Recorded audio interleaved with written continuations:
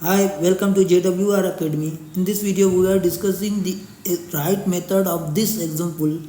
So here you can see answer is not 28. So how we will get the answer 28? So first of all, we solve according to 28 answer. So first of all, 8 minus 1, 6 minus 2.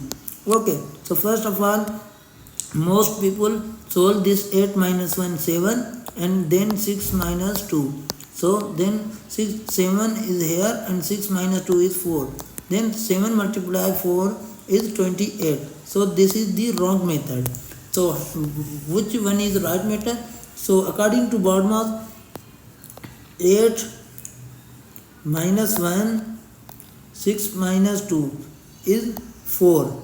Okay. Now 8 is same, minus 1 multiplied 4 is 4. So 8 minus 4 is 4. 4 is the right answer of this question. If you like this video, please subscribe our YouTube channel and press the bell icon for next interesting video.